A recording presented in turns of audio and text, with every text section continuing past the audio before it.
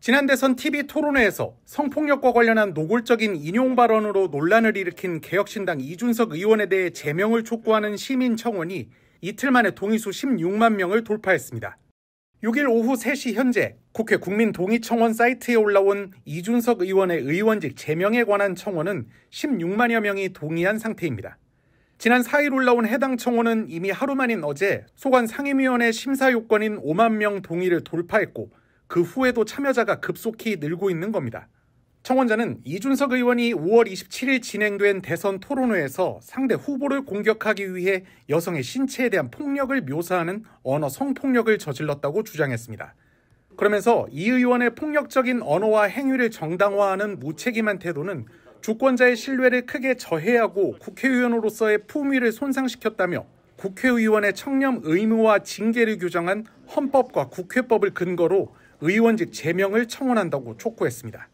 국회법에 따르면 이 같은 국민청원이 5만 명 이상의 동의를 얻어 요건을 충족하면 소관 상임위에서 심사해 본회의 회부 여부를 결정하도록 돼 있습니다.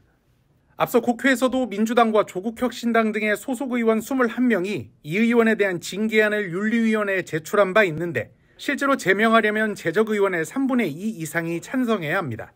이준석 의원은 이에 대해 이재명식 독재의 서막이라며 닭의 목을 비틀어도 새벽은 온다고 하셨던 김영삼 전 대통령의 말씀을 기억하겠다, 분연히 맞서 싸우겠다고 강하게 반발했습니다.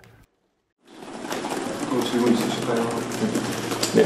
이번에 영남 지역에서 득표율이 두 자릿수를 했는데 좀 그런 구체적인 피해 요인 같은 것들 좀 말씀해 주시면.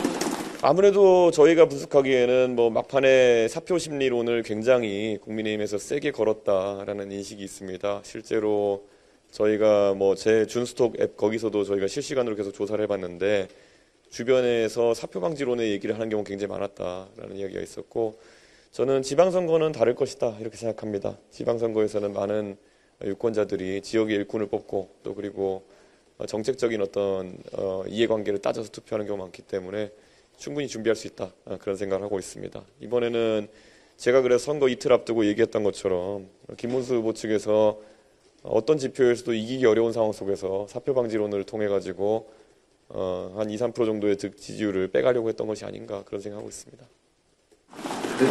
이번 선거에서 아쉬운 점으로 3차 토론의 발언이 꼽히기도 했는데 다시 돌아간다고 해도 그런 발언이 하시고. 저는 솔직히 말씀드리지만 그때 완화했음에도 불구하고 그 정도로 불쾌감을 느끼실 분들이 있는지는 제가 예측하지 못했습니다. 그래서 돌아간다면 그렇게 하지 않겠죠. 이것을 알고 간다면은. 근데 당연히 후보의 검증 차원에서 나올 수 있었다 이런 얘기를 생각하고요. 앞으로 그런 표현할 때 조금 더 순화할 수 있도록 하겠습니다. 예. 네, 여기까지 하겠습니다. 예, 감사합니다. 나중에 진짜 제대로 한번. 특히 혐오의 정치인 이런 얘기라면은 저는 8% 넘는 국민들의 300만 표 가까운 득표를 하지는 못했을 것이다. 그건 좀 과도한 해석이다라는 생각을 하고요. 그러면 예를 들어서 네. 그 이준석 후보가 자신의 지역구에서도 득표 3위를 했거든요. 네. 이건 어떻게 해석을 하십니까? 이게 확실히 참 3당으로 선거 치르는 게 쉽지는 않습니다. 네. 쉽지는 않고요.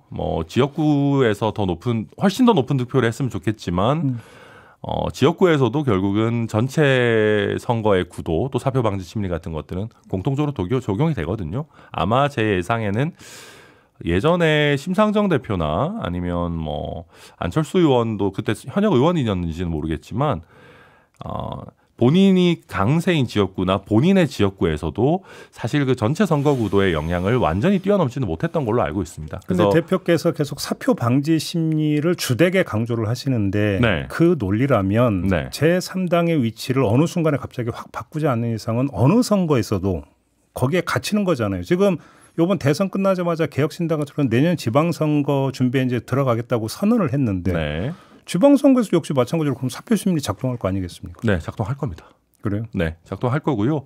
그런데 그걸 위해서 사실은 저희가 아쉬운 거는 3차 TV 토론 얘기 조금 마무리하자면 사실 3차 TV 토론 이후에 저희가 안정적으로 10% 중반을 넘어서 15% 정도를 모두가 인정하는 형태로 넘어섰다라고 한다면은 조금 달랐을 수도 있습니다. 그런데 저희가 3차 TV 토론 이후에 어쨌든 1, 2차 토론에서 공격력을 보여줬으니까 네. 조금 더 포용력이나 이런 걸 보여줬다면은 저는 더 올라갔을 수도 있다고 보고요. 근데 그러지 못했기 때문에 10% 언저리 선에서 사표 방지 심리에 영향을 좀 강하게 받는 구간에 우리가 머물지 않았나 그런 생각이 있고 뭐 동탄에서는 아마 이준석 후보가 선거 당일에도 본인이 동탄의 국회의원으로 돌아가서 열심히 하겠다라고 했기 때문에 앞으로 더 좋은 결과가 있지 않을까 생각하고 결국은 지방선거에서도 이렇게 되면은 얼마나 빠르게 10% 선을 좀 돌파해서 의미 있는 경쟁 구도를 만들어내느냐 거기에 따라서 지방선거 결과도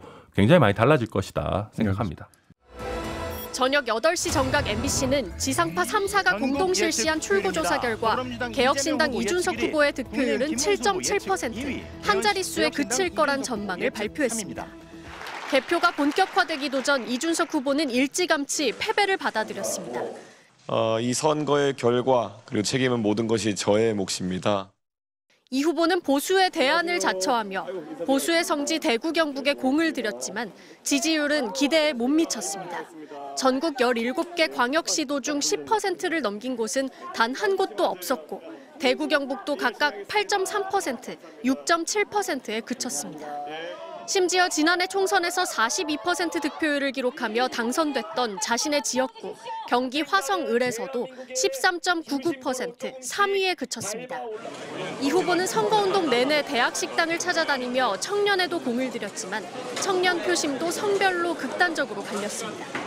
지상파 3사의 출구조사 결과 20대 남성 37.2%, 30대 남성 25.8%로 2030 남성의 공고한 지지세는 뚜렷했지만 20대 여성 10.3%, 30대 여성 9.3%, 40대 여성은 불과 3%로 여성 표심은 철저하게 이 후보를 외면합니다.